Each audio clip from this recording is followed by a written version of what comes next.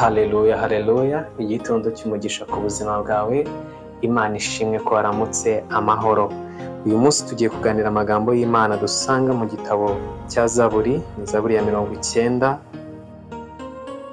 ibice 10. Haranditse ngo iminsi y'imyaka yacu ni imyaka 70, ariko kandi nitugira intege nyinshi ikagera kuri 80, nyamara ibyiratwa byayo ni imiruho. Amen. Uyu munsi ndashaka tuvuge ku kintu cyitwa igihe. Abantu benshi twanga kwihana twibwira ko dufite igihe. Twanga guha ubuzima bwacu Yesu twibwira ko igihe kigihari. Bamwe sometime tukavuga ngo nzakizwe ejo. Tujya tugira n'inshuti sometime wakumva ushaka gutera intambwe ngo wakira agakiza w'umukristo, zikakurimita ngo uracyari muto, zikakubuza ngo uracyari muto. Imyaka yo kubaho kwacu ni 70, wagira intege ukagira 80. Ngariko iyo nayo ngo yuzuyemo imiruho n'imibabaro. Twese dufite umunsi ugira amasaha amwe, n'amasaha 28 agize umunsi. Niyo masaha agize umunsi wawe, niyo masaha agize umunsi wanjye. Abakristo tujya dutanga icyacumi mu mafaranga, mu butunzi bwacu, ariko si ujya utanga icyacumi cy'amasaha yawe ku Mana, uganira n'Imana, usoma ijambo ry'Imana. Imyaka irashukana cyane. Yesu we yarivugiye muri Yohana 9:4 ngo mwiriye gukora imirimo y'uwantumye hakiri ku manywa, ugiye kwira n'igihe umuntu atakibasha gukora. Uyu ni Kristo wavuze ngo akwiriye gukora umurimo wa se hakiri kare, ngo butarira. Ese ugezeho ukora umurimo wagutumye? Ese ugezeho ukora papasi yawe kuri buno buzima bwiza? Ko bugiye kwira, ko burimo burira. Ndagira ngo ngire ngo wowe uri kumva ino waramutse, ugomba gufata icyemezo uyu munsi.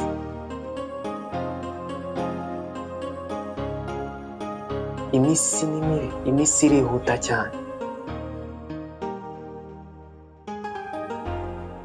Irihuta cyane ku muvuduko udasanzwe. Umuntu ukwiye kuba yarama imyaka 70, reka wumve imyaka abaho ukuntu imeze. Reka dufate imyaka 15, ni imyaka umuntu aba akiri umwana. 15 for childhood. Imyaka 20 ayispendinga aryamye. Ibuke ko umuntu aryama amasaha 8, 7 gutyo. Imyaka 20 ayispendinga mu buriri. Imyaka wavuga abaho ni imyaka 30. 5 ni ibibazo. Sometime ararwara, ahura n'ingorane atateguye. Mbese imyaka abaho yazi to live ni 30 ku muntu ufite imyaka 70.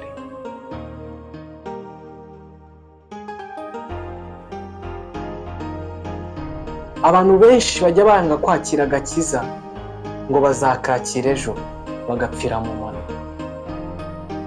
bakicwa n'indwara. Wowe uri kumva iri jambo, your time is short. Hari impamvu wateguriye ngo wumve rino jambo. Ntago iyi waramutse uyumva for accident. Ndagusabye wivuga ngo nzakizwa ejo. You never know what holds tomorrow. Your day is today.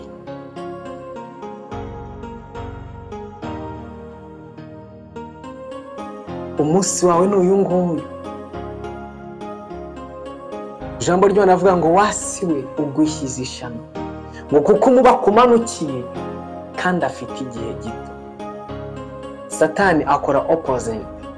Iyo akurwanya kuko wabizi ko afite igihe gito cyo kukurwanya, wakubwira ko ufite igihe cyo kuzihana, nyamara akakurwanya kugira urimbuke.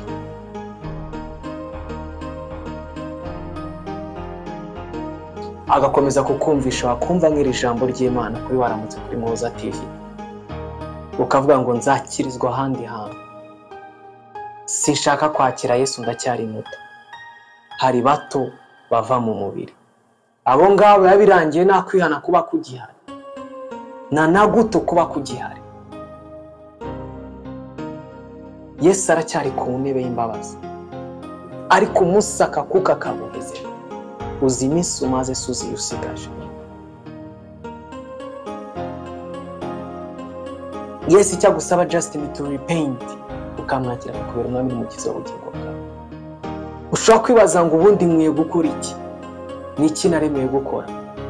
Iyo wakiriye uwo mwami ukamuha umwanya mu buzima bwawe, aguha misiyo yo gukora. Yesu we misiyo yirangije mu myaka mike cyane, ariko birababaje abantu bagejeje mu myaka 50 batazi icyo Imana yabaremeye, bahugiye muri bo gusa, bazarinda bava ku isi badasoje umugambi Imana yabaremeye. Wowe wagiriwe amahirwe yo kumva rino jambo, imyaka irihuta, time is short. Ndagusaba ngo uyu munsi uhe ubuzima bwawe umwami wagupfiriye, yiteguye kukubabarira, ahanze amaso kugira kubabarira, abarebesha agahinda kenshi ahari ari gukora akazi k'ubutambyi mu ijuru, iyo ari kureba uburyo imyaka yawe uri kuyangiza, uyisindiramo,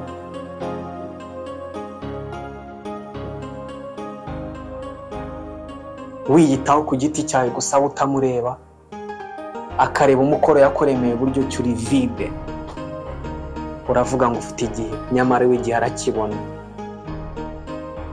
Ndagira ngo mbwire ngo umunsi Imana yakuremeye yagushyiriyeho kuzava muri uno mubiri, nta segonda rizacaho nama uko yabipanze, the day, umunsi, itariki, isaha, umunota n'amatsiyeritsi n'amasegonda, nibigera umwuka uzakuvamo, kuko ngo iminsi yo kubaho kwacu yanditse.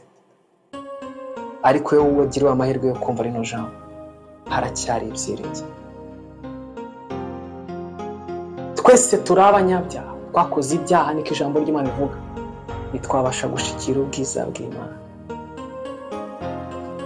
Kandi twese dufite uburwayi bw'icyaha.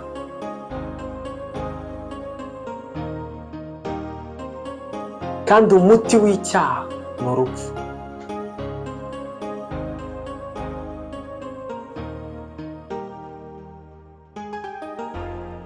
Ingaruka z'icyaha ni urupfu. Igihano cy'icyaha ni urupfu.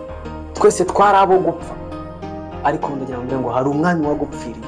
Niwe ndi kugusaba ngo uyu munsi igihe cyawe, uyu munsi, today, fata icyemezo uyu munsi, bivuga ngo nzaba mbaye we nafatirana uyu munsi, kuko nawe umenyeje. Hari abantu benshi uzi baguciye mu myanya y'intoki, ariko uyu niwo munsi wawe. Ari ku mbabazi, ategereje kukubabarira, akaguhindurira ubuzima, akaguha gukora icyo waremewe, ukazagisubmitinga imbere y'Imana. Imbere y'Imana ntabwo tuzasubmitinga ibyo twikoreye ku giti cyacu, kuko ntabwo twiremye, ngo twese twaremwe nawe ngo turemerwaho. Hari icyo Imana iba yarakuremeye.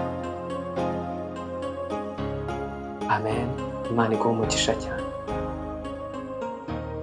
Ndagusaba ngo wumvire ijwi ry'Imana riri gutera mu mutima wawe rivuga ngo akira Yesu. Hindukira uve mu ngeso mbi, wumve ijambo ry'Imana, utangire usenge. Iryo jambo rihe agaciro kuruta guha ijambo rikubwira ngo nzabyumva ubutaha, nzakizwa ubutaha, ndacyakwiye kuri gisi. Tugiye gusengana. Ndagira ngo usubiremo ano magambo. Mwami wanjye Yesu, ciye bugufi imbere y'amaso yawe, ndemera ibyaha byanjye byose, ndemera gukiranirwa kwanjye kose, ndemera data ko navuye mu buntu bwawe nkakora ibidakwiriye, nkakora ibiteye isoni, ariko ngarutse imbere y'amaso yawe nciye bugufi, nje imbere yo kubaho kwawe. Ndagusaba kugira ngo umpere umwami n'umukiza w'ubugingo bwanjye, ume kubaho mu buzima bugushimisha, kandi kandi unyambike imbaraga zo kuba muri runo rugendo. Guhera uyu munsi ndi umwana wawe, si ndi umwana wa sekibi, si ndi umwana w'isi, ahubwo ndi umwana w'umuremyi wandemye. Amen.